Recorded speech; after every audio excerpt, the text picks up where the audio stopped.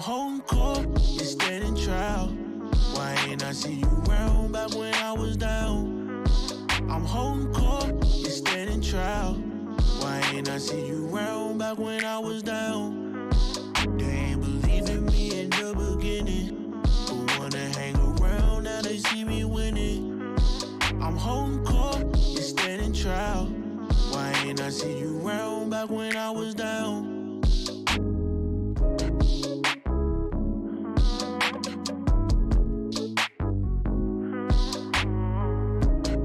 Yo, it's your boy Big Court from the Holding Court Podcast. Today's episode is sponsored by the ice cream man himself, Master P, Master Crunch Cereal. This is the Honey Nut Toasted Oats, available in all grocery stores. So go to your local grocery store and pick this up. And this is a cool collectible box, you know what I'm saying? So yeah, this is pretty dope. Master Crunch Cereal. Go pick yours up. Salute. What's up, world? It's your boy Big Court here on the Holding Court Podcast. And what's up with your producer, Ken? Oh, man, hanging in. How you doing? I'm good, brother. I'm good. Excited today. You know what I'm saying? We got another dope, episode, and we here in our new space. You know what I'm saying? Yeah, Hope the fans underground. like it. The underground. It's the Holding Court Underground. You know what I mean? It's the trap spot. But today I got a special guest. And I don't say that lightly. And I know motherfuckers like, he say that with everybody. But no, on some real shit. Today, I got a special guest, old comrade of mine, man, from the legendary group. Very, very talented individual. Very intelligent person as well. Very well-spoken, very charismatic. The one and only Bizzy Bone from Bone Thugs and Harmony. What's up with you, brother? What's going on? What's going on with you, Court Mouth? Like treating you. I see your co-host over there. What's going on, my man? How you living? What's your name, brother? It's Ken, brother. Ken, Court. Yeah, man, I gotta catch up, man. I heard you got Flesh and Bone. Yeah, Flesh and Bone. Yeah, Flesh. Shout out to Stack. Stack came through and did his thing, man. We had an awesome segment with Stack. You know what I mean? It's doing numbers. People are really loving to hear from Stack because, Stack can, he's kind of been an enigma a little bit. He don't do a whole lot of media, so people want to hear from him. You know what I mean? Yeah. But I want to start by saying, man, me and you go back a long fucking way. You know what I'm saying? A lot of people don't know, me and you. Do you remember the first song that we did? You probably don't remember, but we did the song. Was it? It was Rick through Rick. Rest in peace to Double R. You know what I'm saying? R. Yeah. That's our connection, man. That was our connection. But man, rest in peace, Double R. That's where we connected at, man. That's where we connected. I vaguely remember the song that we did. But yeah, man, it was amazing, man, to see a close personal friend pass away that quick of what's going on in the world. Yeah, man, that was hard, man. I got hit hard with that. Yeah, man. Rest in peace to the homie Rick Robinson. And where we came into contact was you and I. If you remember, as far back, this was around The Gift, around the time that you was doing The Gift, and we were up in Wisconsin, and you were putting together the group Mob Life. You remember that? Hell yeah. Yeah. With L, Big L. Yeah, big exactly. L. You know what I'm saying? Double R, yo. Double R, like it was like Double R's vision. Exactly. You know what I'm saying? Exactly. Like his vision. And when we did the Bizzy Bone Presents Double R, we really wanted it. I think Cuckoo Cow was in on it too. Cuckoo Cow, he was a part of it too. Was in on it. Yeah, man, it was really his vision, man. And there's a lot of people in your career that you meet that are like visionaries and that are like about the music and branding and maybe not putting the word on it, but you start to realize what they were doing, teaching you how to brand new product and new things. So yeah, big shout out to Double R, man. Big shout out. Yeah, for sure. Because I think me and you, we had did a song called For Show. It was on my Kansas City Chief album. And then remember we recorded at Kenny. Shout out to Kenny McLeod. We had McLeod, recorded. you know, he was on stage with us. Yeah, he was on stage doing the No Surrender thing. Yeah. I Yeah. never knew that Kenny did. That was him on the talk box. I never knew Man, that I've been till the working day. with Kenny, man. I've been working with Kenny a long ass time, making music with my mouth and him transferring everything over to Thuggish Ruggish Bone, everything. Like he would be like, "What's your idea?" Yeah. Like Kenny Cloud is a special kind of a motherfucker, man. He's a special kind of a motherfucker, man. The music, like he good dude too, but musically, hell yeah. Big shout out to Kenny McLeod, man. Hell yeah, man. So yeah, man, definitely, man. Damn, you bringing up good ass memories. Man. It was all on stage with us though, anyway. Yeah. So I'm gonna do something different with this, B, because you've been trending lately, and everybody already knows the history. So I mean, I'm not even gonna start with the whole how'd you meet Eazy-E and all of that. We already know that. That's well told. You know, that's documented. What I'm gonna do is I'm gonna take a step back, and I'm gonna be Big Court the fan.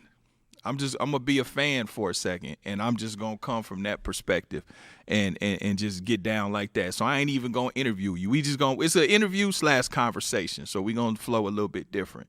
Yeah, I know how to get down, Court. Yeah. Come on. Yeah. So I wanna know how did you develop the style that we came to know Bizzy as? Like, what made you say, you know what? I'm gonna run these words like this and incorporate this harmony. Where did that come from? Like, what gave you that idea? Man, I always been like a musician. It started off with being able to mimic voices, and then listening to the radio and hearing music, and then being able to mimic those voices, and then the feeling behind it. So that's kind of like what cultivated me as a musician, like on some infant status, you know, like 2 and 3 when you first start talking and shit. And then, you know, before I met my boys and shit, in and out of, you know, different young boys' homes and shit like that, you know what I'm saying? And foster homes, this, that, and the other, I started like honing my rap skills. And like then I incorporated my singing ability in it. And like my very first record, I was 10, 11 years old, it was bass and treble. And on the bass side, it was rapping. And on the treble side, it was harmonizing. And then, you know, we fast forwarded, I say about 7 years. Not even that far. I say about 4 years. I met like 15 years old. I met Craig and I met Lay. First I met Lay. And like I was in the 9th grade.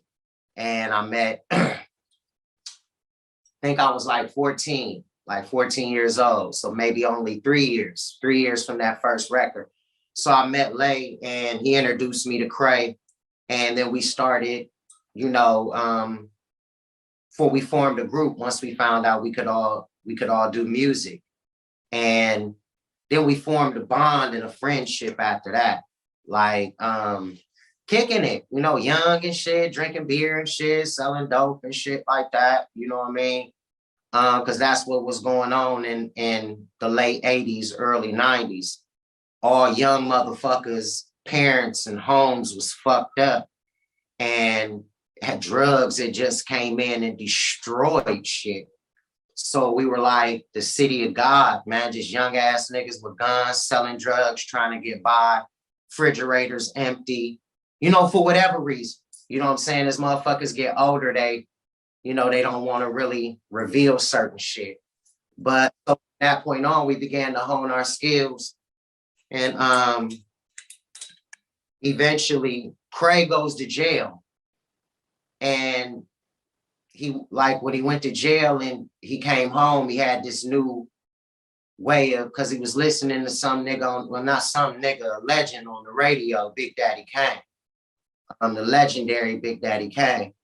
And he heard a line or some shit. And so he came with a fast rap. And then before that, Lay did something that was hyping them up and striking them up and giving them what they like. So when he like that was before Cray even wrote it. So it was just all stars was aligned, man. From the bass and the treble to what Lay was adding in to what Cray did. It was inching towards that particular speed part, but the harmony was already there, the rhythm was already there to be able to ride a beat that was already there. So it was already there. Yeah. What were some of your early musical influences? Because I know like we about the same age, and you know I grew up on Cameo, Confunction, and all that good shit. What was it the same thing in your house? Yeah, man, like Motown, of course. Lionel Richie, Commodores, way back when I was mimicking voices. So those kind of tunes at 3, 2, 3, 4, like honed my skills to be able to hold notes and shit. I've been a musician like all my life since a young cat. Yeah. When did you Um, discover that you could sing? when I was mimicking voices, like What voices were you mimicking? this radio personality out of Ohio, out of Ohio, like Wild Man Jack, and he had this real deep voice, and it was like real scratchy, and my voice was naturally high. So as I'm as I'm doing that, like I'm starting to realize like my throat hurt, you know. So I started just like recognizing vocal cords and shit like that, and always been an insightful cat. You know what I mean? Music is just in my blood. It's in my bone. And what I found out from my mom is it's a reason for that too. When I was in her womb, you know what I mean, and certain travels and journeys that she took from New York. You know what I'm saying? From Brooklyn all the way out to here. You know what I mean? So I kind of learned. You know, you learn where you from, man, and you want to know where you get it from. You know what I mean? And I know exactly where I get it from the womb. You know me? But Motown. So Motown, I listen to Motown, the DOC. I loved what he was doing when he first came out. Rock him by far. I got snuck a mixtape by my homie, rest in peace, Donald Case, was a DJ back in the days. This is before I met Vaughn. So these were my influences. And then when you go to Cleveland, their radio station is completely different. Their radio station is probably one of the old school radio station. It was everything, man. It was everything. It was Cameo, man. It was Midnight Star. It was True. It was New Edition, of course, but they didn't play just the crossover artists in our genre that we love. Like it wasn't just New Edition. It wasn't just, you know what I mean? They played the motherfucking black owned record company shit. The shit that, you feel what I mean? Like when motherfuckers didn't have much and it was like all heart and it was, you know, real artists, man, motherfuckers that don't have a pension. And that remind me of what Mr. Robinson wanted to do for those kind of artists. But anyway, yeah, so that was the music, man, that I listened to. I still listen to this shit. I don't want to go too off subject, but that was definitely it. So Bizzy, with Bizzy's voice, so would that be considered a falsetto?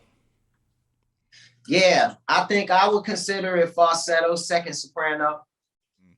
You And know, how did you master the bravado, the bravado, vibrato? Was that something that you were taught, or was that something that you just had naturally? Because no, I've been honing it for a while. You know, practice make perfect, and the things you love to do, and the things you without even thinking it's gonna get you any money, just because expressing yourself, like you're really practicing, you really tuning up, you tuning your instrument up and stuff. So yeah, man, that basically everything that you said, man, just tuning it up. And like it's different when you're on a microphone and projecting your voice than it is when you're not on a microphone live, and then even studio. It's a real art form to this music, you know, and auto-tune make it easier for these niggas.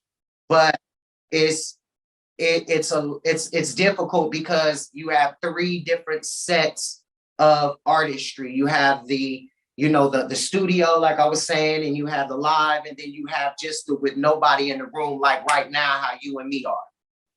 So yeah, man. So I learned how to control it and flip it for each thing. Like what I do in the studio now, how I make it sound that way on the microphone ain't the same way.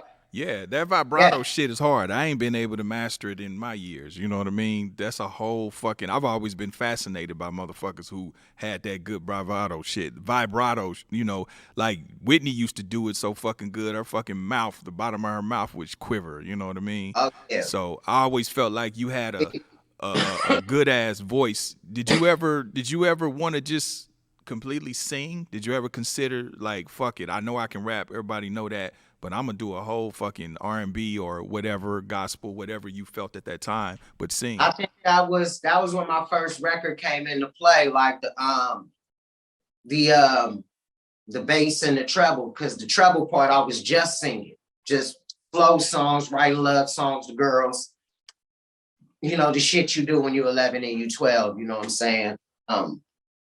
Yeah, so I don't know if I ever wanted to do it later on in my career, because I kind of got a signature voice, and I've always been trying, like my whole mission in music is find your levity, find your point to where you just, your flow is just crazy, that eternal flow to where you got your everything under control as far as your voice, how you bring shit, and your flow is just crazy.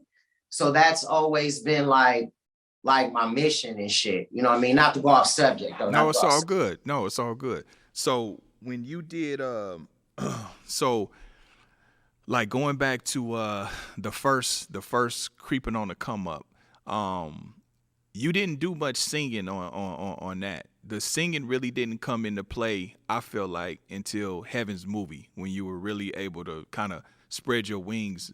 Obviously it's a solo album, but like doing shit like what was it, On the Highway, On the Freeway? Hell yeah. Cody. Shout out to Cat Cody in Maine, Massachusetts, Upper East. That is my man. It's my that was man. one of my favorite songs. Yeah, that was some smooth ass pimp player shit right there. Man, my homeboy, man, when he came to me with the idea, like, he's a genius. He taught himself how to play the guitar. He taught himself how to play the piano. And it the only way I was gonna pull something like that off was with somebody that fucking talented. So yeah, man, Love on the Freeway, he helped me dig into the singing part and helped me write the shit too. Like, helped me write it. So, you know, I think if like I had somebody like helping me write like some R&B, just singing shit or some shit, it probably would work. It's just my groove is just so much my own brand though, you know. So if I feel it, I do it though. As an R&B artist, I always thought that you would have completely and totally stuck out, just because your voice and the way that you ride the beat, the staccato of the way you flow over the beat. Because like on the Freeway, that was I hadn't heard a song like that, and I still haven't heard a song like that. Like the way that you glided over the beat, you know what I'm saying? And I notice all the little nuances, you know what I'm saying? All the ad libs and the 2 and 3 part harmonies and shit. I hear that shit, you know what I mean? So yeah. I think that definitely puts you in a space of your own, you know what I mean? Yeah, man. I always wanted you to do more of that, bro. I always wanted you to lean into that. Well, that's always been my thing, man. Like, if it's not broke, I don't really ever want to fix it. And there are certain songs in my career that help me get to the next level of my flow of like complete albums and complete perfect albums that really showcase the person. And I don't know if I'll ever be able to do another one of Love on the Freeway. It was just, some of them songs is one hitter quitters and make them special. And you know, that's why I keep grinding it out, Court, you know, because, you know, my discography means something to me. You know, my artistry means something to me. This dream, this being a musician and the legacy, man, this shit really means something to me. So those songs to me are pivotal moments and points in my music career that hold the mountains in place, you know? Yeah. So let's go back to Heaven's Movie for a second. So you had done all these super successful albums. You had, Creeping on the Come Up, Eternal, Art of War, and then you drop Flesh was the first one to go solo. You were the second. and you do that with Relativity. What was that like at that moment? Because now at this point, it's all you. You know, if it succeeds or if it fails, it's all you. You know what I mean? And even business wise, you having to handle your own business with Relativity and all of that. They're right up there on the wall, man. Yeah, man. That movie was a big thing. Well, Lay first was the first one to go solo, but that was when we were with a local record label, and Lay always had Lazy Bone Productions. So he kind of led the way in making sure you have your own as well. You know, Lay was groundbreaking in the business aspect of of uh of Bone Thugs and Harmony, man. He the business early. Like, yeah, that nigga's the Michael Bivins of the group. Yeah, no, always on it. that Yeah. nigga, man, he learned it early, man. And eventually we all picked up on it and have our own take on it. But yeah, man, I'm just, reflecting on that moment and that time, man. We were really, really, really about our business. We really knew the ins and outs of everything, man. Not to go off. No, it's all good. So when you do Heaven's Movie, which went gold, I believe, was that the introduction of the Bone Thugs brand into Relativity? Because then y'all Mo Thugs was through Relativity as well. So was your solo album opening the door for that? Well, the Eazy actually was like inking a big ass fucking deal with them. Like, that's what he was in New York doing. He was inking a big ass deal with Relativity and Sony. And so that relationship was built earlier on. And then after all the smoke cleared and shit with Eazy-E's estate, and they was able to do business, with Bone and Under Ruthless, they came back into the picture.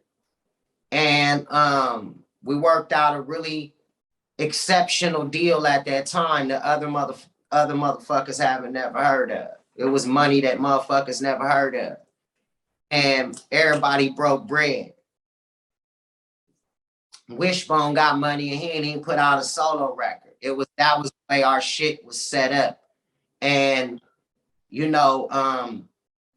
it was major, man. It was like, it was like not something that you was doing by yourself, but it was a Crazy Bone record company coming. It was a Lazy Bone record coming. Flesh and Bone had already signed to Russell Simmons and them, and Russ gave him the bag.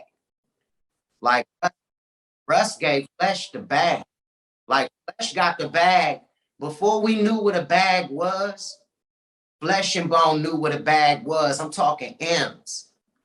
Like, he got the first bag out the crew because he wasn't signed. You know what I'm saying? They was scared. They was scared of that nigga, man. Like, you know what I'm saying? They was fucking afraid of him. You know what I'm saying? So, he was able to get with Russ and them. And he got the bag. So as he led the way, we were like, shit, we finna get the bag too. Because it was like, y'all can also do shit on your own, make some money, open a label, do some shit like that. Like, everybody was coming in giving us like good advice. It wasn't like 100% demons and shit. Like, you got vultures and shit, and motherfuckers is just around you trying to get a quick dollar. But it was some good motherfuckers out there that was like, you know what? Do this, do that, do this. So we listened, got us a good attorney, and man, got to that bag, man. And yep, I dropped next. They was like, B, you go first, because all the people fuck with you. You know what I'm saying? As far as from us four, because Flesh had success with Run. Shout out to Run from Run DMC. Rest in peace, Jam J, Montel Jordan. He had a lot of success with those motherfuckers. Like, his shit was going gold and platinum and shit. So, that was our aim, you know what I mean? So Big Bruh led the way when it came to that solo endeavor shit. So let me ask you, B, why you wasn't a part of you wasn't on Flesh's Truths Humbly United Gathering Souls, the Thugs album. You wasn't on that album, right? No, man. Flesh was like moving fast. And at that time I was really beefing with the record label because we basically had our freedom after Eazy-E died. And we need to go get the goddamn motherfucking bag. got kids. I got 3 kids. So remember what I told you about it wasn't 100% demons. It was like a lot of motherfuckers that had really good advice. Like, B, don't sign that shit. Tell your boys don't sign that shit. It's motherfuckers that'll give you 150 motherfucking million dollars right now. That's when Puffy was breaking the bank. You know what I'm saying? That's when these record labels was like, okay, this is the last 5, 6, 7 years of this shit before computers take over. Napster was going crazy. It wasn't hard to see the fucking future, man. So they was giving that bag and running it up while they was figuring out how to do all that computer shit and building their motherfucking tech shit. You know what I'm saying? They tech department in order to take their shit to the next level. These companies ain't fools. These motherfuckers is they smart. They smart like you and me. Yeah. So let me ask you this, B. Let me ask you this. So, and I apologize if I'm overstepping, but just again from the outside looking in. So, is it safe to say or to assume? Because I remember at one point, you know, it was always like you were pictured to be the troublemaker and the bad guy. But from me knowing you just over the years loosely and putting certain things together, is it safe to say that it was because your position, and I'm building this question off of what you just said, is it because you were really fighting for the best interest of the group and you didn't want to settle for anything? It was like, nah, fuck that. We Bone Thugs and Harmony. This is what we worth. Let's go get what we worth. Let's fight for what we worth. And maybe the fellas were more like, well, let's just go along. You know what I'm saying? Play along. And you was like, fuck that. I don't want to play along nice. I want to fight for, whether it's our masters or whatever the case may be, y'all to be able to be who and do what you want to do. Is that from the outside looking in, is that a fair assessment of what that was? Yeah, man. I think on my homeboy's behalf, you don't want to jump out the fire to jump back into the skillet. It's like, who the fuck do you trust? And what do you trust? How do you trust? You know what I'm saying? Like, you got a motherfucker saying, this is the deal, I give it to you now. This is the deal. This is a good deal. This is a good deal. And me pressing the issue actually made the deal with Ruthless better. Like, anything they would send me, and we like, man, fuck this shit. Fuck this shit, fuck this shit, fuck this shit. It's 5 of us. How we gonna split that? Right, real shit. So they was running them numbers up. But me, I didn't want to be there. Like, after Eazy passed, I was just like, my loyalty is to E. You feel me? Like, and I could talk to E like, man, nigga, don't play us. Man, be quiet, Bizzy. Ain't nobody gonna play you. You know what I'm saying? that E. But, you know, so I was always on that level, man. But I was also able to run the numbers up. So it ain't like they was doing stupid business either. You know, and I was able to, you know, sign as guest appearances, so I wasn't confined so much, but I was getting money like for these certain other like records that was coming out. So, you know, I was able to do my business while they did their business so we could coexist and continue to do shit. But yeah, I was painted as the troublemaker. I caused a lot of noise because I really wanted them niggas to go in my direction. And I ain't really know how to go about it. But, you know what I'm saying, flip the fuck out on niggas and shit. Like, you know what I'm saying? I really didn't, you know, because everything that I was saying that was making total sense, I was being looked at times like, you too young to be this motherfucking on it. Like, it's coming from a nigga like, shit, 16, 17 years old. And I'm talking like, I know my shit.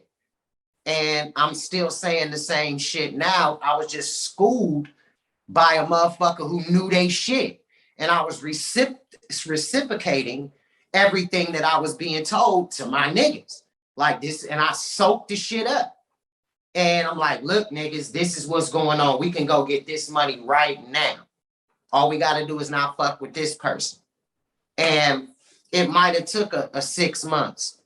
It might have took a year, a negotiation. And shit might not have popped like we wanted it to pop.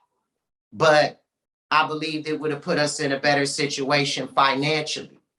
You know, instead of, living off the label, man, paying for your fucking hotel and paying for your fucking studio and paying for your food and paying for your weed and paying for your clothes. Like you some goddamn fucking kid or some shit like that. And I got 3 babies and I know I'm young as fuck. But that ain't my setup. That ain't the way I wanted to move. I got a baby mama and shit. Like I'm about to marry this girl. You feel me? So she demand I'm a man. Like where's your money? You know what I'm saying? So, and she was damn right at that time. You feel what I mean? And and it got to be that was a problem because my niggas young, they want to party, they want to kick it, they want to have a good time with chicks. They want to, you know what I'm saying? That's just how they want to move. You feel what I mean? They want to ball. And they don't have like babies at the house and shit. And I'm the youngest. So they looking at me like a motherfucking enigma themselves, because it's just like they don't make these motherfuckers like this. Like, where do you get these guys from? You young, you should be out partying. You're the youngest member of the motherfucking crew. You should be having fun. You one of the most visible motherfuckers. Come out here and have some fun with us. Fuck with these hoes, my nigga. Let's get with these hoes. You know what I'm saying? Yeah. I'm like Southwest T. Damn. Peace. So that kind of caused a little disruption because it was like I was growing up fast and niggas wanted to enjoy that moment in that time. So that kind of, and I understand that now that I'm an adult and mature enough to just understand it, you know? Yeah. So, no, that makes sense. So your primary issue back then with Ruthless was with Tamika. So I guess what I'm hearing is because of your personal relationship with you could have very easily renegotiated and said, hey, and would have gave y'all that liberty and that freedom to make it right. But basically I guess what I'm hearing is Tamika and the powers that be is kind of like, nah, fuck that. You know what I'm saying? This is what it is, and we gonna hold y'all to this. And that's where the discord came. Cause I know you used to kind of take aim at Tamika. So was that the issue? Man, it was more like before signing anything. And I didn't sign anything. And I had to take homegirl to court. Because the paperwork that she had with me with I was 17 years old. So I wasn't legally binded to it. So I had to take homegirl to court and sue for my solo rights to be able to record my solo shit. That's where the immature shit came from. And the PJ soundtrack and the Friday song and all of those other things, for Ice Cube and shit. That's where I was able to start branching off before anything popped. You know what I'm saying? Like, I really had to go in there and fight for that shit. So it wasn't, she was on some fuck that shit. It was just my niggas was moving in that direction. She ain't really have to say much. I was just questioning everything. And I was needed and necessary. Signatories and shit was needed and necessary. And I was being questioned on pretty much, I was questioning everything. Well, what for? Who's paying for it? Where's the wardrobe coming from? When are we getting paid for this show? Who's the promoter? Why aren't we getting paid for this show? Why are you saying that it's a promotional tour and motherfuckers are paying money for the tickets? Like, this was called, you're a goddamn troublemaker. No, I'm not, bitch. I'm asking you why we aren't getting paid and they're paying money to get in here to see us. Who the fuck is making fucking money? And that was called being a troublemaker. Now, don't let me get drunk. Don't let me get stressed the fuck out. And one night I just fucking spontaneous combust and I get fucked up and get drunk or whatever, because all this goddamn pressure on me being a motherfucking father and trying to fight this fucking record label and the homies not really listening to me and all this other money that I know we can be getting that I'm watching other niggas getting. God forbid I get too stressed out, drink a little bit too much, because then the whole narrative is, okay, he an alcoholic. Okay, he on drugs. Or okay, but that was before social media. Couldn't hit him every day. You know what I'm saying? You just couldn't hit him like you can hit him now and be like, shit, look at me. You can look at me every motherfucking day. Look at me. You understand what I'm saying? We all get one or two. But so that added to the bullshit. But, I've always looked at it like all press is good press. They talking. Yeah. They talking about, because at a certain time when you learn a lot of shit, you got to be your own publicist. You got to be your own marketing campaign. You got to step yourself in. You got to put yourself in third person without worrying about being egotistical or not, and understand that you are a brand and ain't nobody gonna look out for your ass but you. And you have to do that at certain given times in this fucking business if you're going to survive on your own and be able to determine with anyone that you're working with, fuck that. My value is here. Just keep, let's push, let's push, let's push, let's push. And I've been staying the fuck away from everything when it comes to the homies. So when the Verzuz and everybody come at me, they know, man, Bone gonna get what they worth. And it's gonna be the biggest fucking payout. And niggas ain't saying shit because we smart niggas. I'm finna tell you shit. But man, BB gonna get to that bag. I'm gonna run them numbers up to make it so valuable, like I believe that we are. I believe that. I talk people off the ledge all the time in my DMs. I take the time out, man. I talk to all 400 and something, 500 and something, million and something views that I got on my social media shit, or people that I got on my, I talk to every motherfucking one that I can, whether it's from a group or a person. So I know the importance of us. I know how far we're willing to go for our fans and how far our fans are willing to go for us. It's some Grateful Dead shit. It's tattoos and shit. It's religion to some of these motherfuckers, man. And I'm the nigga that's taking this shit super, super serious to where, like, I believe what they believe in us. And I understand the ins and outs and where to send them at the end of the day. Make sure you go there. To the Batmobile, shouts out to Daylight. Make sure you go up there at the end of the day. So that's how I feel about branding and shit. I don't mean to get off subject. No. It's all good. It's you still on subject. You right on subject. So okay. Because again, like I said, I'm stepping outside of interview and I'm just having a conversation and want to ask the question that I know the fans want to know. Because I myself have been a fan for years. So once you did, so you only did one album with with Relativity, with Heaven's Movie, correct? Yeah, we did. Well, actually, it was set up to be 4 albums. Lay, but myself, Lay, and Witch. So under the contractual shit, it was like a 4-album solo deal, but they got all of Bone, but not the group. So you feel what I'm saying? You see what I'm getting at? I got you. Yeah. Okay. So y'all basically filled it with Bizzy, with Mo Thugs, and all the other. Yeah, I got you. Yeah, well, they branched off with the Mo Thug shit. That was a branch. That wasn't a part of the particular solo deal arrangement. That became, they took that was a little later, but it was always an imprint on its way to becoming. And man, they sold like 10 million records. Big shout out to Mo Thug Records. You feel what I'm saying? Yeah, Big shout out to the first Craig. two. Man, them first 2 Mo Thugs albums was classics. That first one, was it Family Scriptures? And Family Scriptures 1 and 2. Yeah, oh man, it was classic records, brother. And y'all was really kind of doing what we were doing at No Limit, because y'all had a whole family of motherfuckers that y'all was putting on, from Too True to was a Graveyard Shift. And everybody put out albums, if you notice. Mo Thug Records sold 10 million copies because they put out about 10 albums. Like Too True did about 300,000-400,000. And that was big money back then. What I'm saying, like, that was crazy money, man. $7 a CD, you know what I mean? Yeah. Man, that was crazy money back then. So, like, yeah, keep going. And so it was Too True, it was Graveyard Shift, and then it was Soulja Boy. And then y'all had some big ass hits on Mo Thug too, because you had Ghetto Cowboy, you had It's All Good. It was some hits spawned on that motherfucker. And no, man, I wish my mans would did some of them with the verses and shit. I love It's All Good. It's All Good is like one of them ones. Ghetto Cowboy, everybody love that.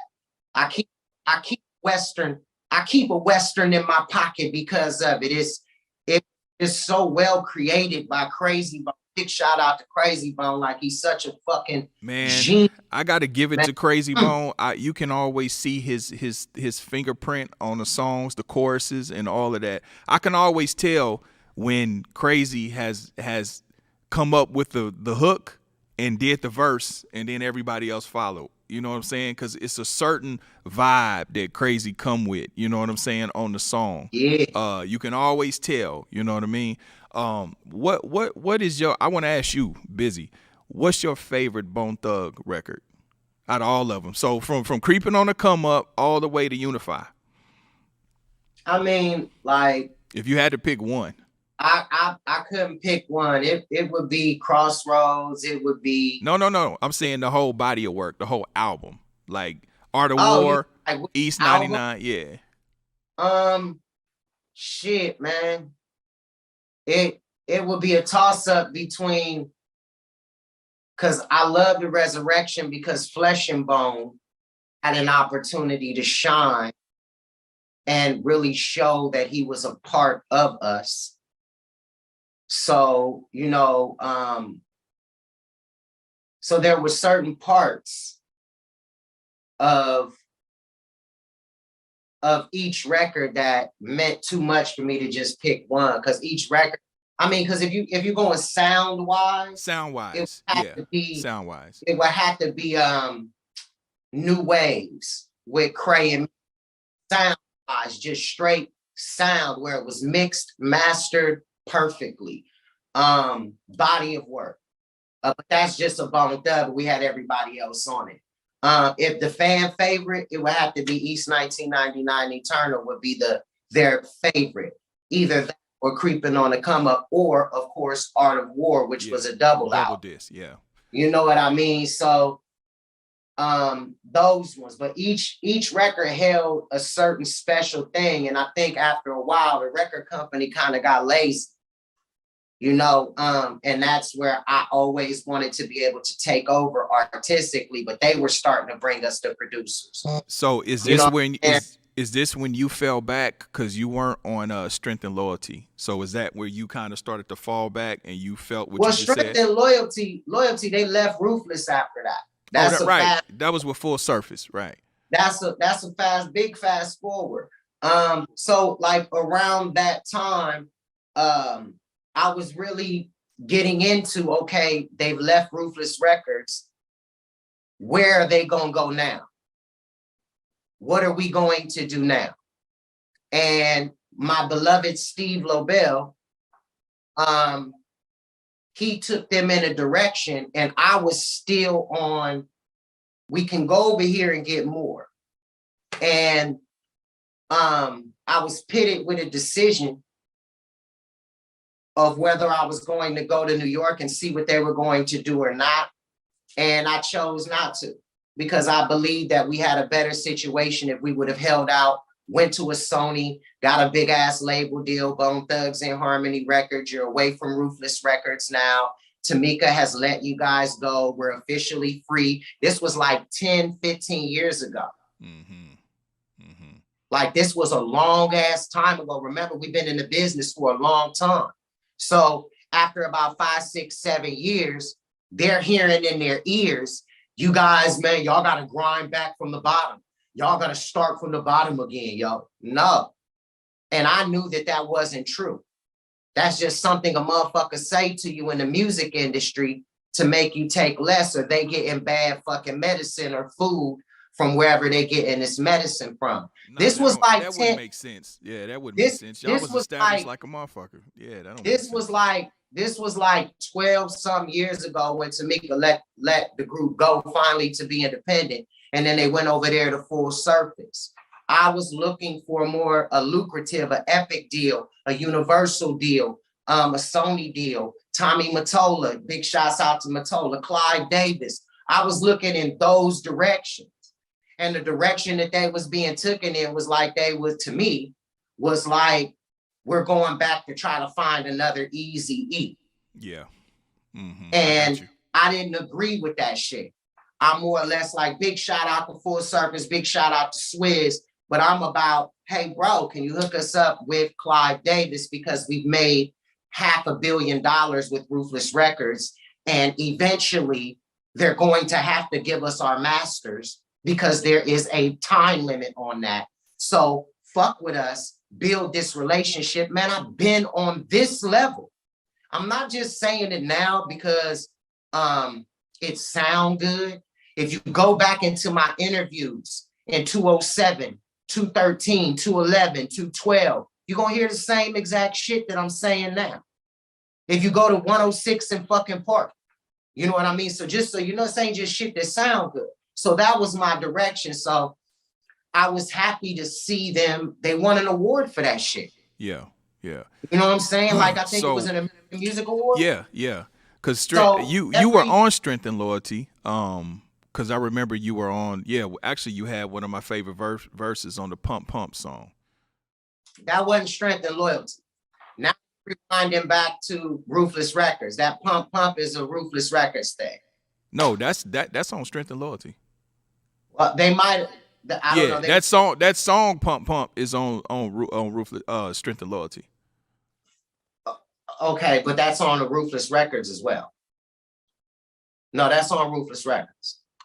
I remember Pump Pump because Pump Pump was No, it was the one. No, it was the one. I don't give a. Huh? No. It's the one. I don't give a fuck about none of you motherfuckers. I get down for my damn thing. Tell a nigga that it's concentrate. Come on down to the land. Let us masturbate. That's Ruthless Records. That ain't. No, that's Strength and Loyalty. Let Can pull it up. That's Ruthless Records. Let's bet $10, B. Let's bet the 10, nigga. That's straight. Let's bet the 10. That don't be real money. That be prop money. So strength and Loyalty. It should be the song Pump Pump. See it on here, bro.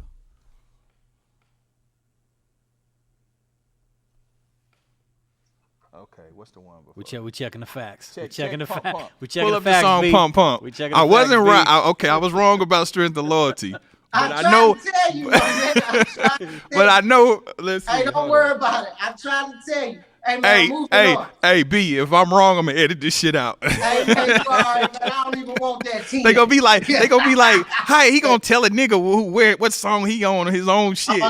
All good. Yeah, but so is that why you elected? Because you keep speaking of independence. Is that why after because when you started doing The Gift and all of that, that was independent, correct? That was straight independent. Yeah, most of it was independent, but it was like with distribution labels to where I was getting a 50-50 arrangement. And it wasn't being broken down to that 12.5 because, I want 50%. Now, 12.5 amongst 4 different people is different than 12.5 by yourself. Yeah, for sure. For sure. So, I was on that level, you know what I mean? And I was really on my numbers, and that was the simplistics of the game. Then it was just, negotiating the right thing. And so that's when I fell back. I'm like, okay, let me see what my guys are going to do, what decision they're going to make while I do my own shit. Let me see what direction they want to go in, because everything that I was suggesting was falling on deaf ears.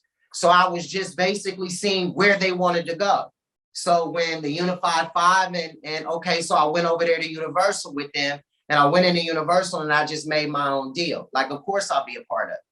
You know what I'm saying? But let me make my own deal out of it. And it was the smartest deal I've ever made. They tried to make me take a percentage instead of taking cash or money up front, like lots of money. And it was like, just get a percentage. But I told them, if you guys market this and promote this and put marketing money and marketing dollars behind this, then I made a mistake. And I'm willing to take that risk. And that's a risk I'm willing to take, because that means y'all going to blow this record up. Mm-hmm. Thug World Order. Okay. So it was on Thug World Order. I know it was. Yeah, okay. You B for the win. Is that a Ruthless record? It's Ruthless. Oh fuck, you was right, B. God damn it. We'll bad. We'll just tell the My editor. apologies. Good. My apologies. Good. So that was where it was after Ruthless Records and Bones split up. Ruthless didn't have to split up with me. I was already gone, and I was already signing different paperwork, of course you get your points and your percentages, but if you're going to market and promote this record, then I made a mistake. But each time I just felt the vibe that I didn't feel like nobody really knew how to market and promote Bone. I felt like they was sitting on their asses They wasn't giving the money to radio. They wasn't giving the money to advertisers. They wasn't running commercials. They wasn't running the videos like they were supposed to. They was cutting corners so they could go to the big lunches, have the black card, drive the big Ferrari, and expect for the hype to do everything so they could enjoy the expenses of your car as a company expense, your dinner, a company expense, Versace, Gucci, this, that, company expense, Vegas, company expense. And I felt as though as I'm looking at the people that's handling it, man, they got on Rolexes, big ass gold chains. Like, you ain't the artist. So where are your priorities? And that was back in the days before social media. So I'm like, oh, they spending the money on themselves. Let me go in here and work out the best money arrangement that I can with this particular company. And if they market and promote the hell out of it, well then shit, I'm a fool. I'm a fool, but I've never been a fool. Yeah. So let me ask you, so you had experience with doing it yourself independently with The Gift and all of those records. Right. Then you've been on a major probably 80% of your career. What do you prefer? What do you like? Do you like that grind of being independent and doing all the work yourself, or do you prefer the major route where it's as long as it's structured correctly? Now that you've experienced both. I've never really been to a major, man. Ruthless wasn't a major; it was a subsidiary off of a major. The Universal for the Unified 5 record was a major. That was probably the only major that I've really been on. There was a couple other back in the day. I believe Virgin for a year. I did a record over there, but it was through a subsidiary. And it was never like Virgin Records is in the business of Bizzy Bone. Sony Records is in the business of Bizzy Bone. It's never been like a major like that. So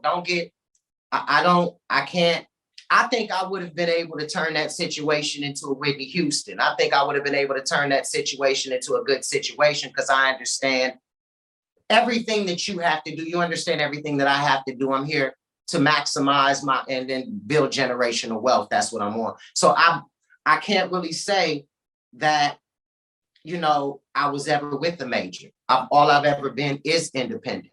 Well, let me clarify. Eazy. Right. Let me clarify. When I say independent and major, meaning like my reference point of independence, like how with No Limit or how with Rap a Lot, how you have to come up with the money. You now have to figure out radio. You have to figure out, street teams. You know what I'm saying? That was Ruthless Records. It's just like how Master P had Sylvia behind him and Sylvia Rome and had all these different, it's always somebody who they touch.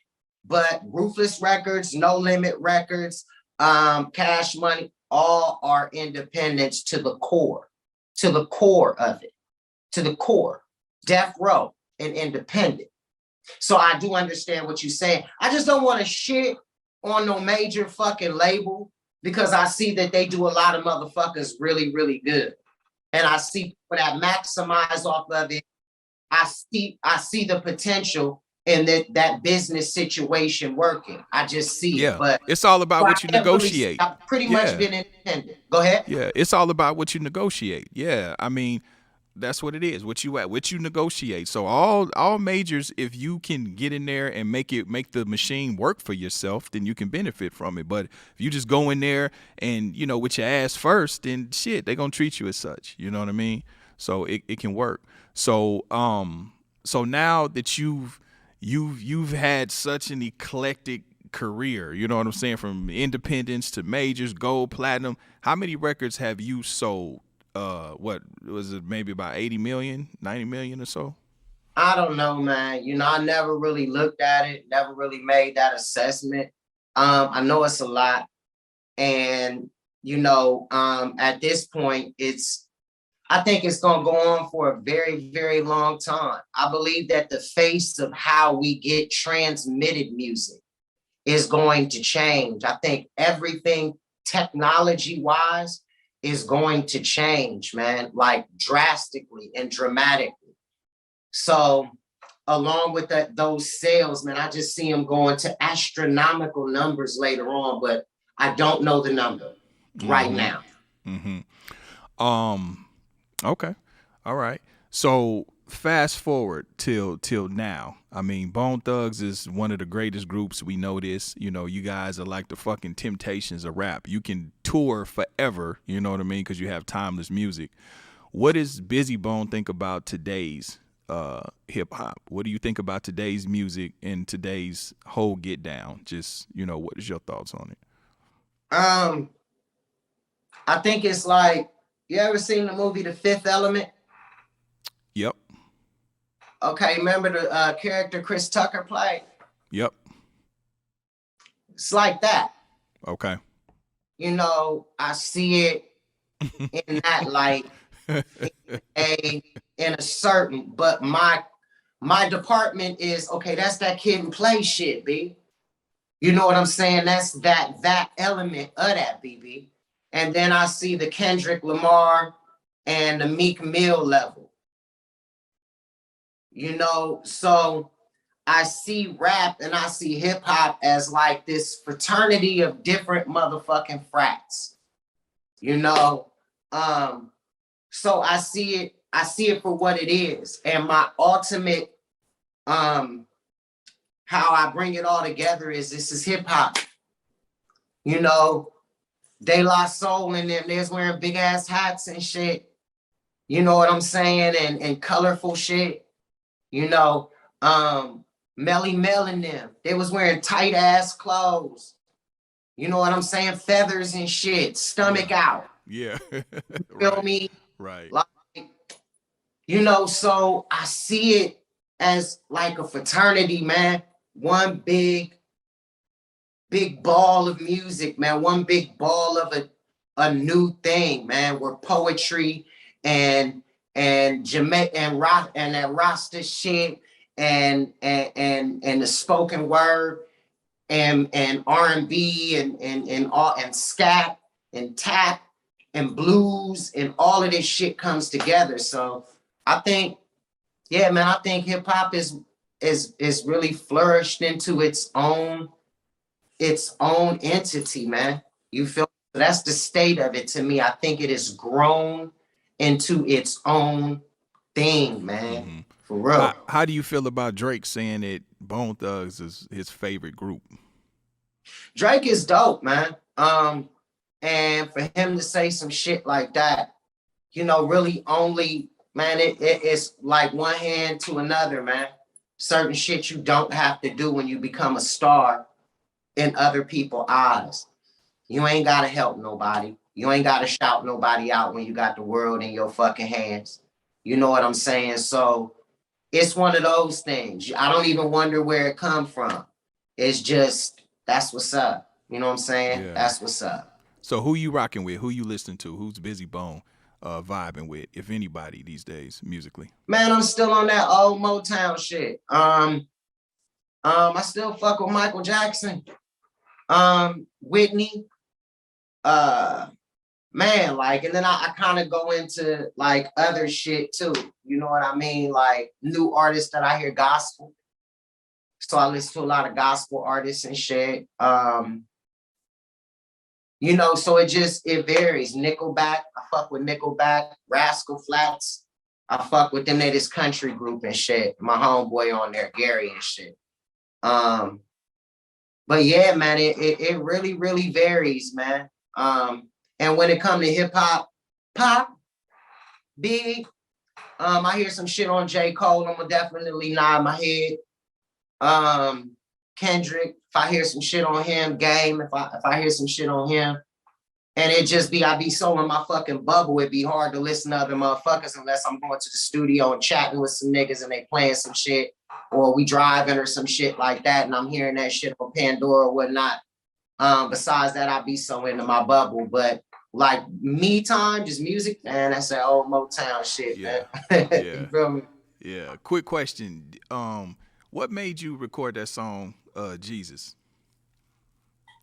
As a gangster rap, as a nigga from Cleveland and from Columbus and running the streets and shit, what, you know, gave you the, you know, where you figured that you could pull that off? You know what I'm saying? Coming from secular like gangster shit to doing that. That was a song that Big B, rest in heaven, and myself used to sing all the time back in school, like 7th, 8th grade. And like we used to be outside and everybody had their own little pockets of what they did talent-wise. Some dudes would flip off the jungle gym. Some dudes was great basketball players. Some dudes could fight real good. Some dudes could rap and sing. So, and then we would have pockets of people around you during recess. You remember recess, what recess was like. So anyway, so I got it from there. And I knew all the notes from 11, 12 years old. And I ain't never lose my vocals.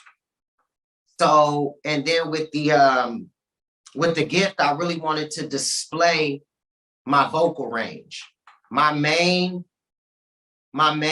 goal was to make a dope ass record, but to show my vocal range, like to really display that, because it was just a theme for me. And that's why I called it the gift, because it was basically the gift I was given.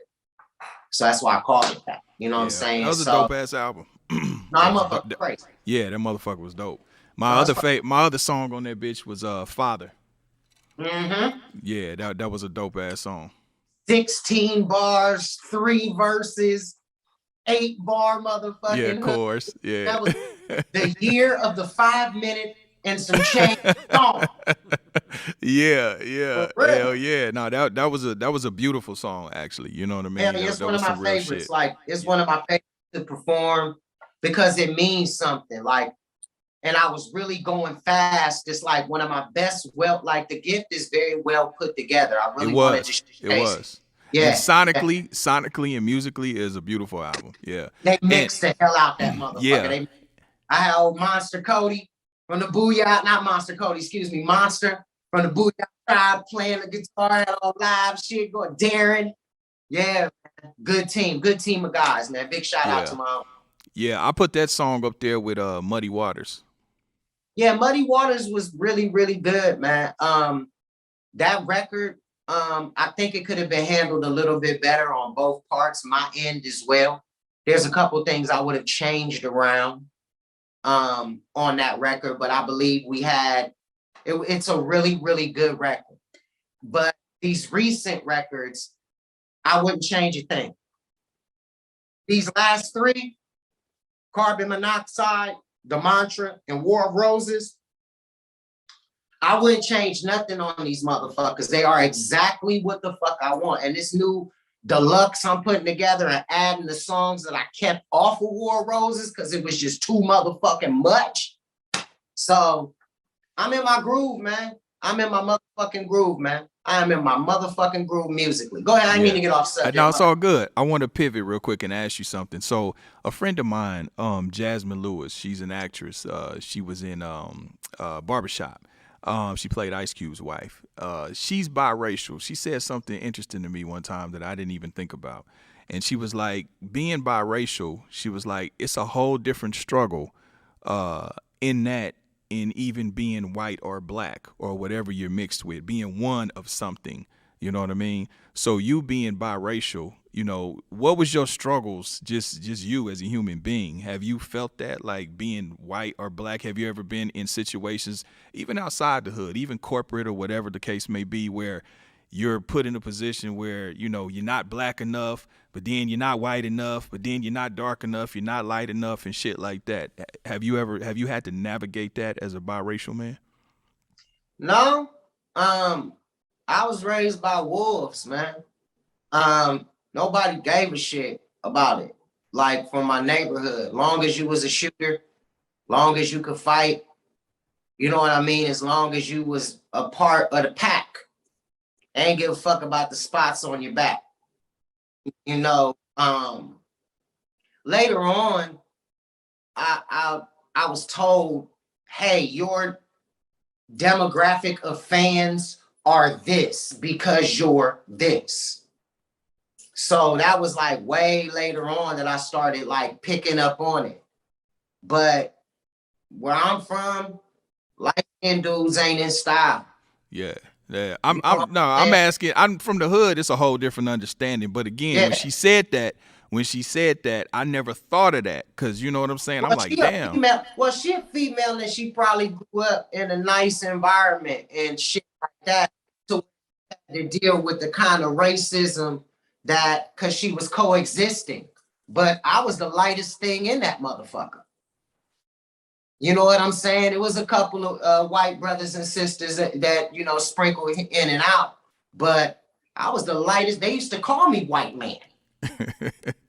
Wishbone's mom, her nickname for me is "Oh shit, here comes the white man." That's all she knew about me, the white man with the gun, the young white man with the gun.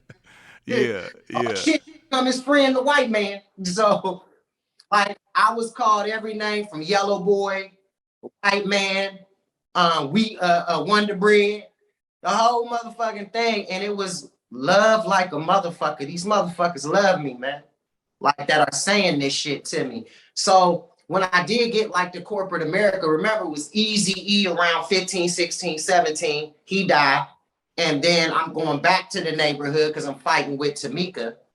And the fans have always like been there, you know. And like I remember one time I bought a car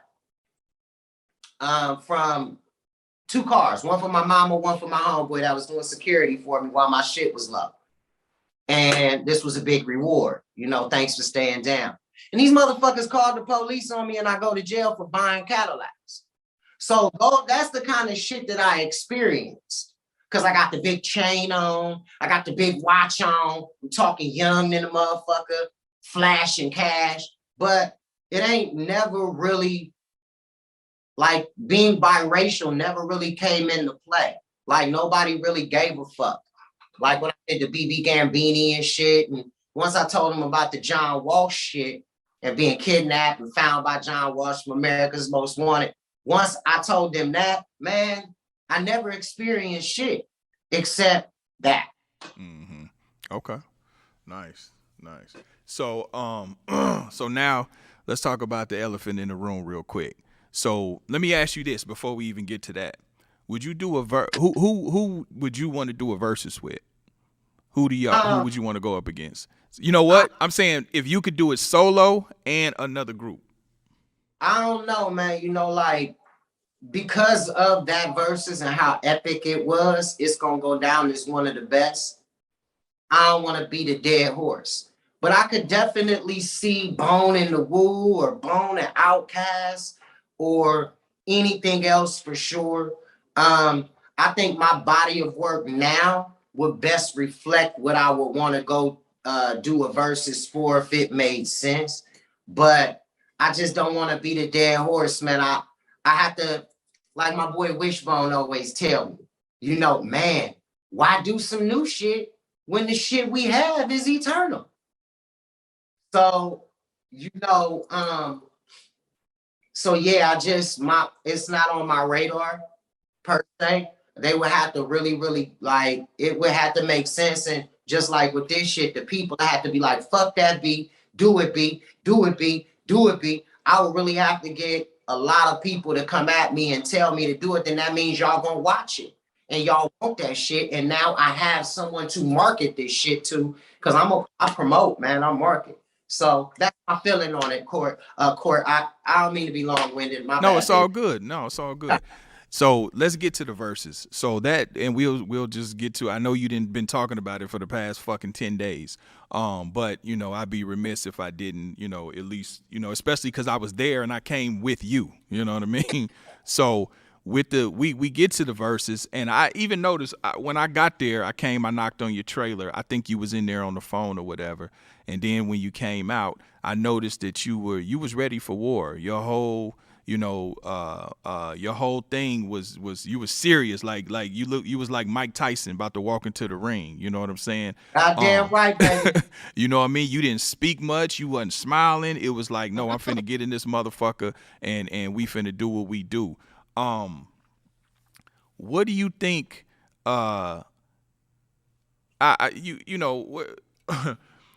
I guess what I want to know is, at what point did you ever feel like it was gonna go left?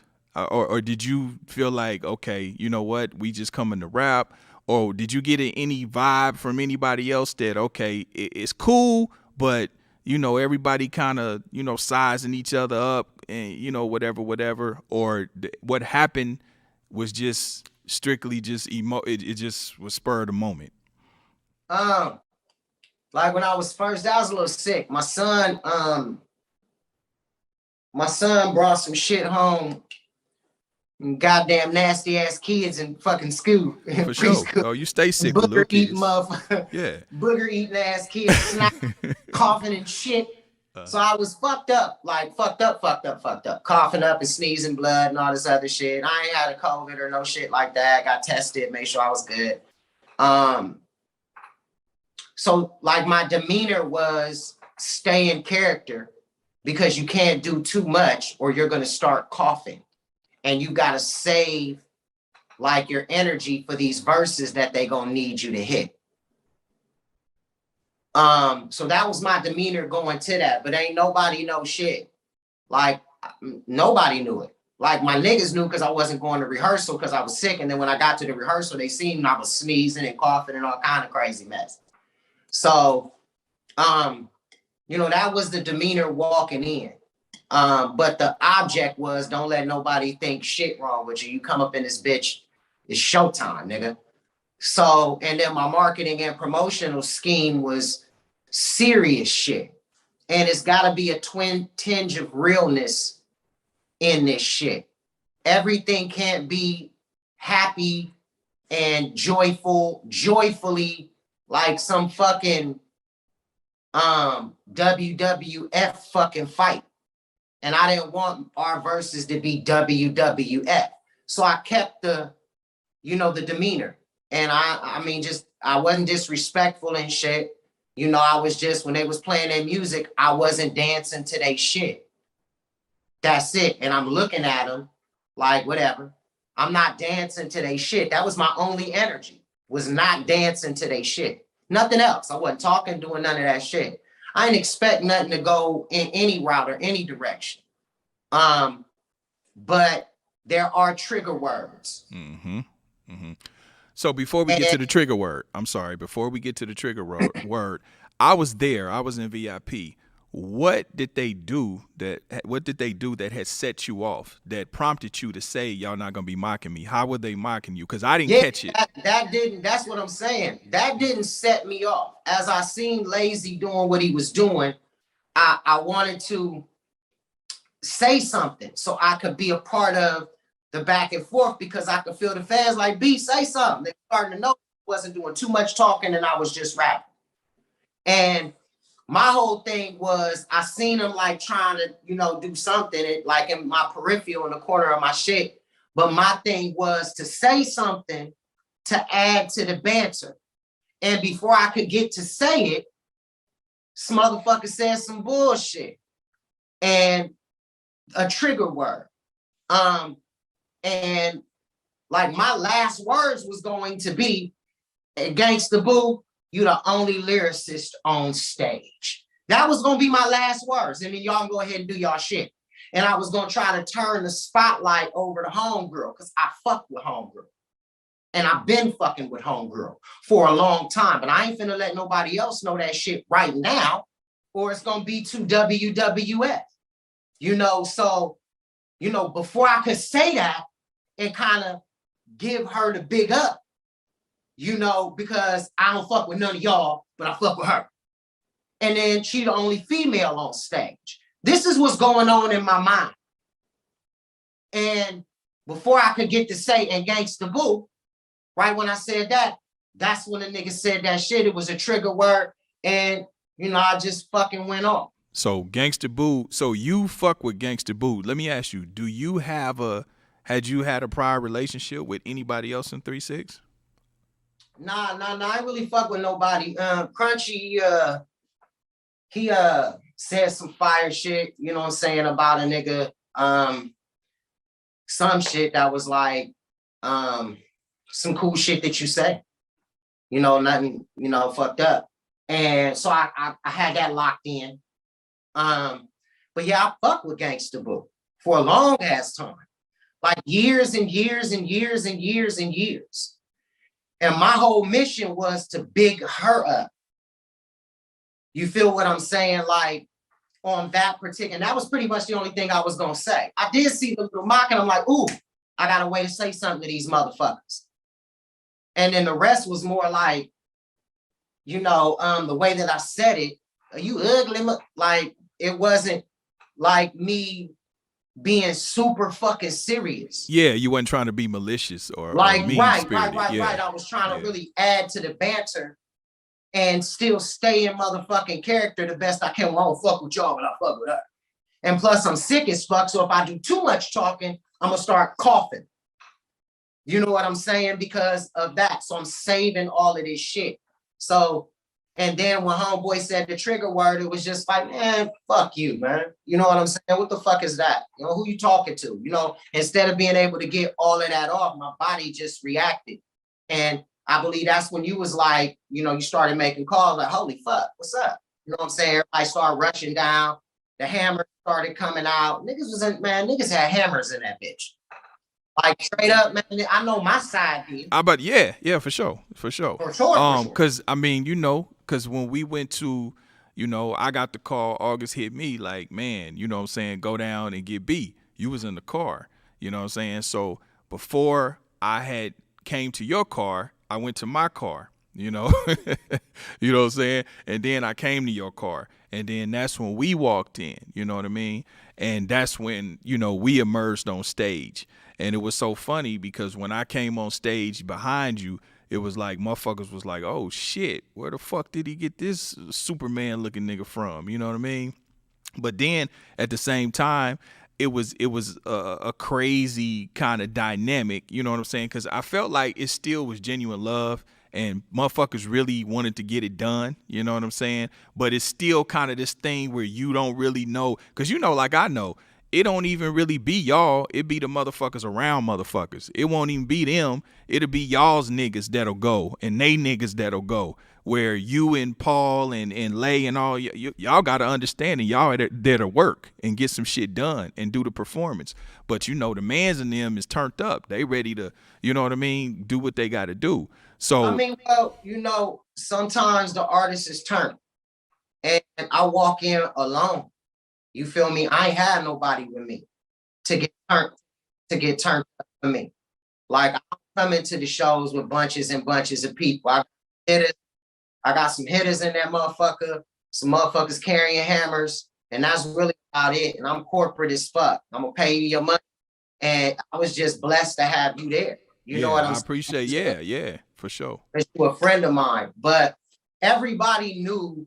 I knew a job, it was a job that needed to get done. Nobody get punched. Everybody understood that this was so big, it couldn't end in a fight. But when you say something like that, like I'm not gonna say it back. I'm not cut like that. Like it's just like a nigga saying it to you in the street. You know what I'm saying? You gotta assess the situation.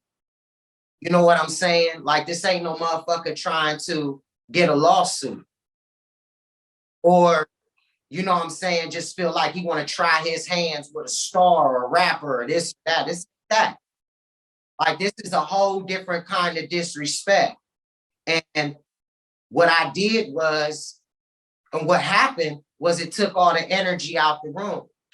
The moment that the gentleman said what he said to me, Lil Wayne, Terrence Howard, none of these guys mattered no more.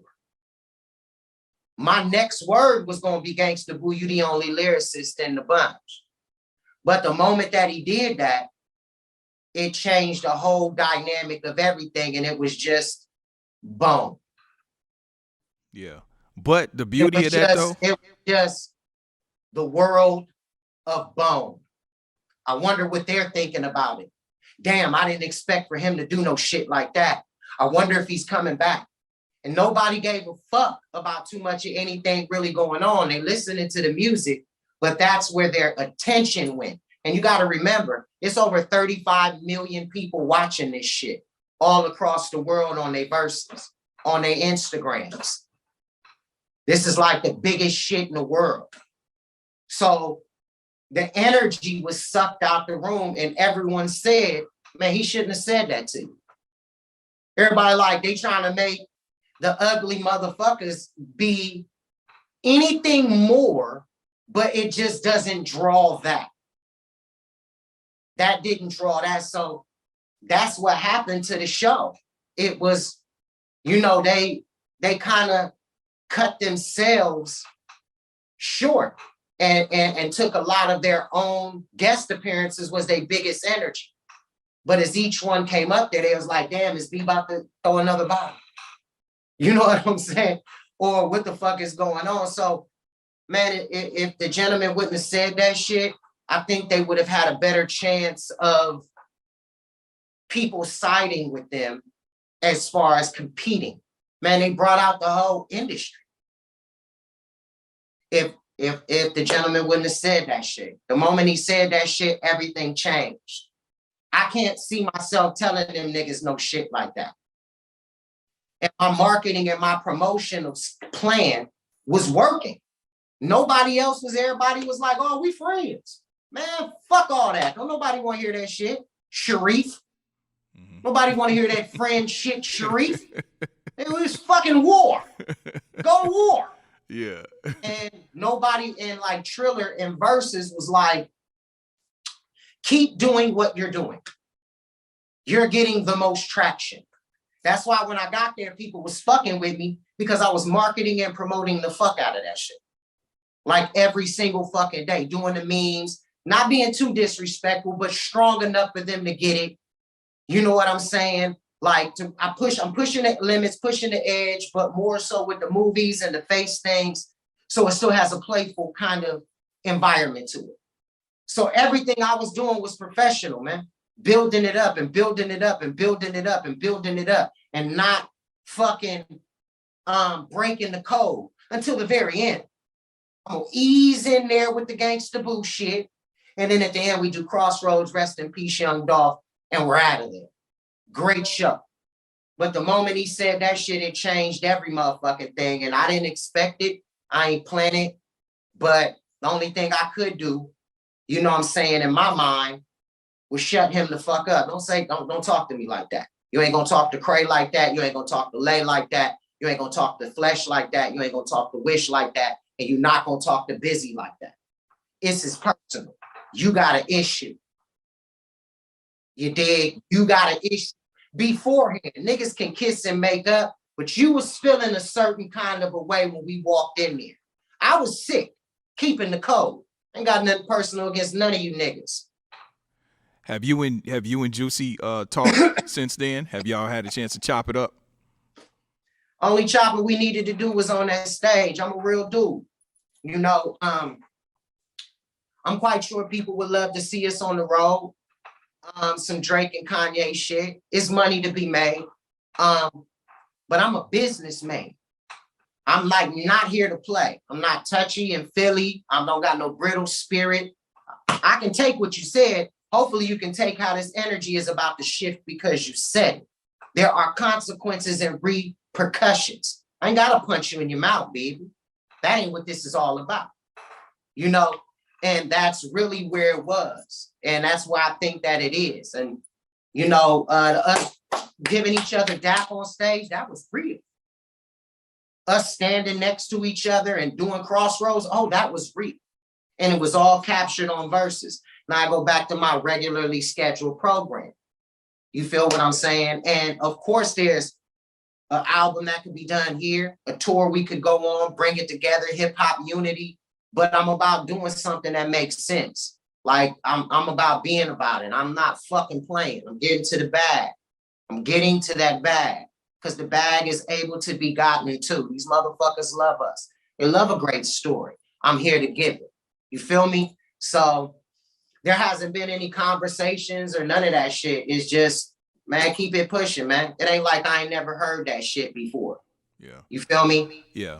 I think that it was, I think the way that it broke apart and then came back together, you know, the fact that y'all was able to push the bullshit to the side and move forward like adults, like men, you know, I think it actually showed an example to the young niggas and the younger generation that, you know, at the end of the day, don't nobody got to die. You can shoot a fair one. You can do what you got to do, say what you got to say, and still, you know what I'm saying, shake hands and move about your life. You know what I'm saying? I think that was a great thing, because really what y'all exhibited is you know, black excellence and nigga shit. I said that before. It was the perfect display of nigga shit and black excellence. Y'all was able to fucking, you know, have y'all clashes like men, and then say what a motherfucker want to say, and then move forward and still get business taken care of. So, you know, the way I look salute at y'all it on is, that. the way I look at it is nobody was willing to say nothing about it. Like everybody was just so balled up, and nobody was willing to be the master of ceremonies and put that coolant over it.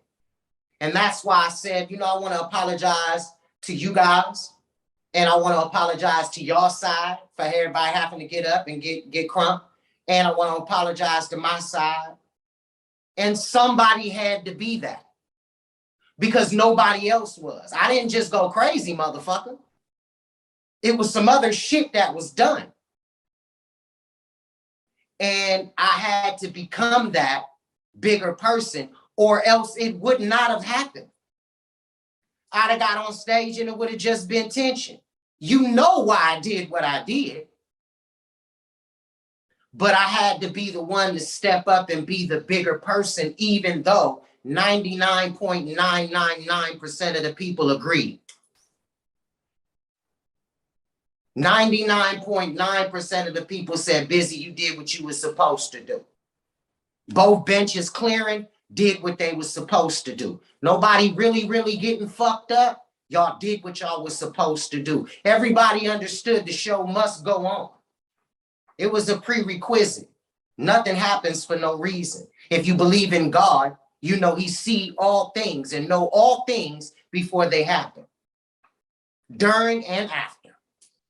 So I look at it like that. But if I didn't say shit, it would have just been tension in the room. Nobody was willing to be the bigger person in the situation. And by being that, people understood where I was coming from. And I wish everybody took that opportunity to be the bigger person along with me. So it could be, it was good to see you young brothers come together at the end. You understand what I mean? Everybody was so balled up, I ain't gonna say, instead of, yeah, me too, man. You're right, that shit was uncalled for. So you standing there by yourself being the bigger fucking person. You understand what I mean? So that's a difficult situation that, you know, I've been there before. You know what I'm saying? So I'm able to do that shit. You feel me? But you feel alone as fuck. So are you saying you didn't feel you? So I don't want to misquote you or hear you wrong. So do you, when you say alone, meaning that from both sides, you didn't feel like it was like you felt like you were the only one? You didn't feel like, I don't want to put words in your mouth. You didn't feel like the fellas? No, I feel as though, you know, when you're apologizing for your part in something, everybody should be apologizing for their part if they're thinking on behalf, of the people, if they're thinking on behalf of Triller, if they're thinking on behalf of the culture, if that's how they're really thinking. But we shouldn't accrue any of those luxuries and delicacies to those that aren't willing to display that. I give a fuck about the culture. I give a fuck about making sure the show goes right. I give a fuck enough to apologize, if that makes sense. And I had to stand there on my own. I don't mind everybody else getting the blessing from it. All that did was make people say, well, I understand why you did it then. And you were the bigger person. And you, well, has he said anything to you? That's their very next question. That's everyone's next question. Has he apologized? Has he said?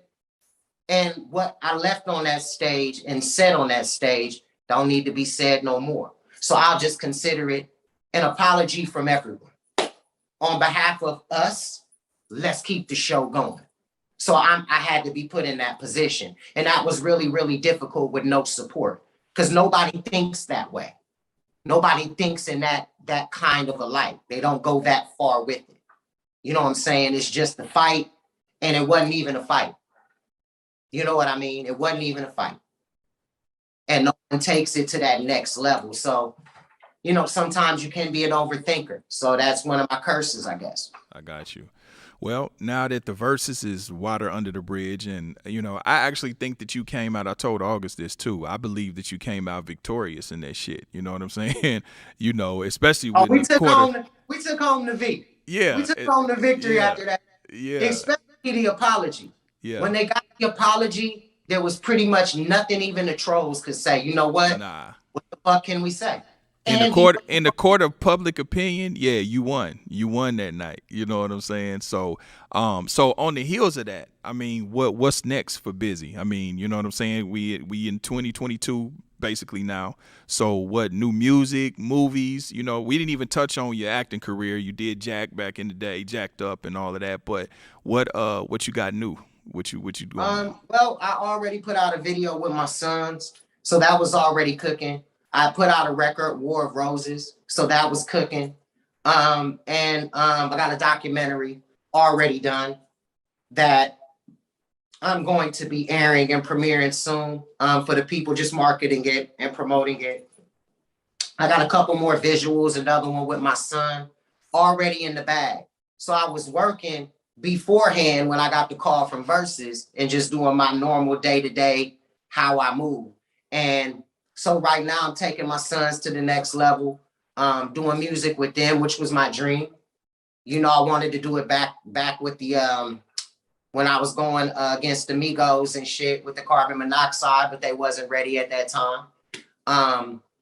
And you know, that's what's been going on as far as the movies and shit. My biopic is coming along good. Um, and everything's going good. My next film, I would say, will be the documentary where you just see me for about 45 minutes in a movie sense, and I'm not rapping and singing and shit like that. So that's probably the next thing. And that's what I've been doing, you know, just pushing the product that I've already been creating and staying in the studio and doing shit with my homeboys and the groups that I help and bring up and mentor. I got a couple people that I just mentor that I won't sign to no label just because I just want to teach them the ropes. And they're really, really good at what they do. And I'm teaching them how to be independent and being a friend in the industry and paying it forward. This is how you do it. This is your merchandise, this print on demand, this your web thing, this, that. You can do it yourself, give a couple of people a couple of dollars. So that's kind of what my world is looking like. And being a father, of course, to my son, Jesse, and my YouTube channel, Jam TV, and my wife, she's recording a new record, and just the business of love, the business of marriage, the business of living a good life, a healthy life. I'm a vegan, so I don't eat meat. Since I've been putting out the War of Roses, I put the drink down. I ain't had a drink in damn near a year. I work out, I do my cardio, I pump my iron, and I read, and that's what my world looks like. You know what I mean? Constantly doing projects. And like I was saying, I got the War of Roses Deluxe, the Gold Deluxe coming real soon, where I'm adding 3-4 songs on there. And so I'm, you know, I just got a lot that I just been doing, man, that I years ago, I decided just put out brand new material, BB. Like, this is what's in you. And you could do it yourself. And just keep putting it out because that's what you want to do. And build up the next show with the rest of your crew. Stay away, man. And let it build up and build up and build up and build up and build up and stretch it out. So when we finally do the 5-man live thing, it's like, oh shit. And, you know, so that's been my plan. And it's worked consistently over and over and over again through each 5-year to 7-year segment of Bone Thugs in Harmony. And I've been able to implement it and make it more of a business move, more than a personal move, or more than I may not like the direction that they're going in any given time. It's more of a business move for me now. That is, I'm able to still do what I do, still be able to maneuver my way in this industry and own shit and shit like that, and still work with my crew at the same time and have that fine balance with me and my boys and still do my business. And they respect that I do my business the way I do my business. You know, they're not like, oh man, he ain't gonna sign this, or oh man, he don't agree with this. Like whatever he don't agree with, that's just how he feel. And we got to keep on going as a band and as a brand. And I love that. And I'm able to step away and then add to it, because there's always a certain element that they don't get it all. You don't get everything. But when you do, it's 5 years later. Now that's 35 years that Bone Thugs and Harmony has been into the music industry. Then another 5 years. Now that's 40. So I've been able to implement my absence with having it make sense, so we have a grand return, and me keeping myself in shape. Just make sure when I get back that it's a pleasant addition. He's been charting for the past 3 records. He's been doing his shit. He's been doing his thing with his son. He turned up. Now he back. So it isn't just me sitting down, not doing shit. I'm still marketing and promoting, putting out my Off the Wall, my Thriller, and all of those different things, and putting myself in the right positions so people can be like, it's a pleasant addition. And a lot of people tell me, you need to go on back. And I love when they say that. That lets me know they still welcome it. You know what I mean? So, and that's why I always shout out my boys, utmost respect for their talent, who they are, the grind that they on, the business of Bone Thugs and Harmony. There have been times when Lazy stepped away for 3-4 years. His own solo shit. There was times when Crazy stepped away. Flesh and Bone did 10 years. Wish is probably the only one that never really stepped away. So, but in the group, there are intervals when we all have. It's just at this point, it's working in a magnificent way this way. So that's kind of where that is. Let me ask you, would Bone Thugs do a Verzuz against Migos? Would you be willing to do that?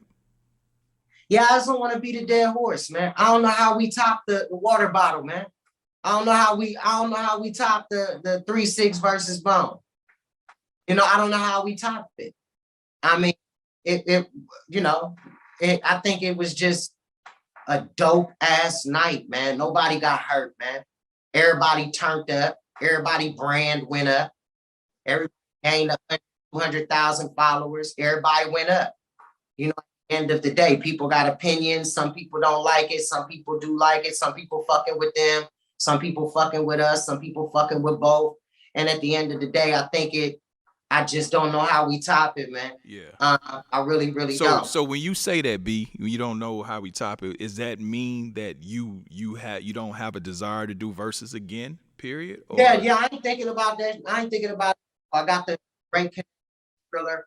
I was able to open up a relationship with Swizz. I can call him when I want.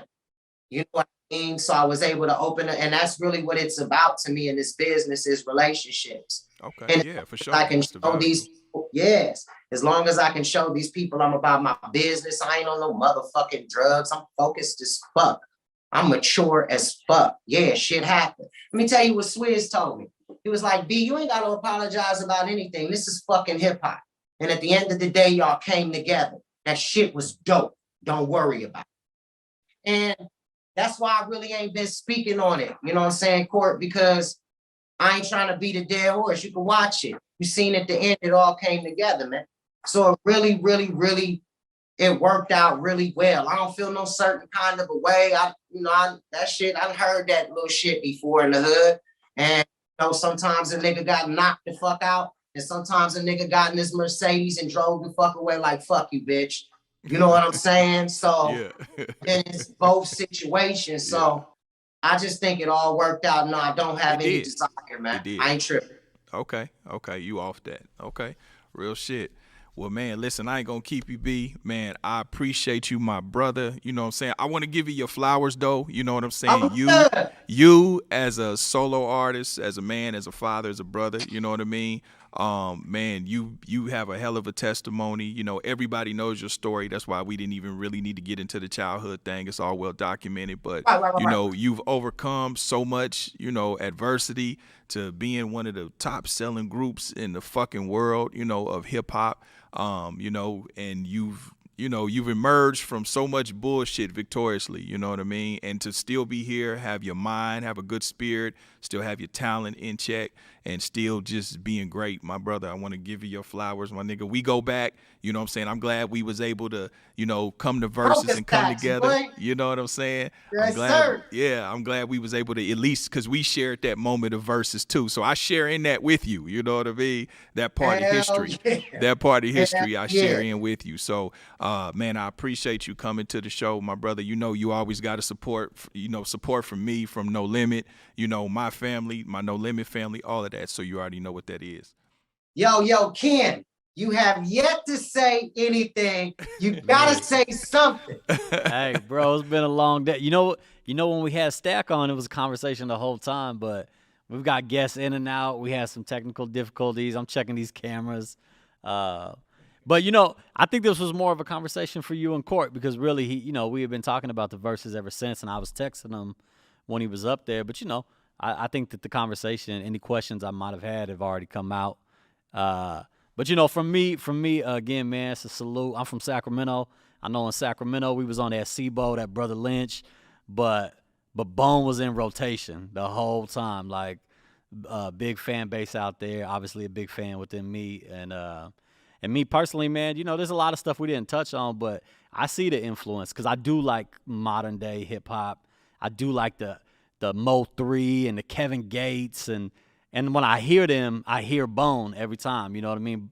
Like that's always been one of my favorite rap genres is that fast Midwest, and I still hear it. I hear it in the shit I listen to today and I like today. So salute, man, for the contribution to the stuff. Salute back, man. I really appreciate that, Ken, man. Just wanted to make sure I shout you out, Court. You already know War of Roses streaming on all platforms, my man. You gotta let them know, man. We'll have August get you a couple of things as well. My Jam TV, my YouTube channel with my wife, my son, and myself. That's why I put my videos out. That's what we're gonna put the documentary out for people to see. And Bone Thugs in Harmony, everything that they doing, Lazy, Crazy, Wish, Flesh, get into their social medias, follow them, like their pictures and shit, stream like crazy, y'all. That's the name of this game. This is why Atlanta is winning. Everyone who's watching this shit right now, stream War of Roses like crazy. That's how Atlanta is winning. And I look forward to you guys checking out my new music. And thank you, Ken, man. Thank you, Court, man. Y'all be good. I don't mean to be long-winded. Oh, it's all good, my brother. Hey, I'm going to be in Houston Wednesday, so I'm going to pull up on you if you got time. So I'm going to holler at you, my brother. That's good. All right, salute. Salute, love. Be great.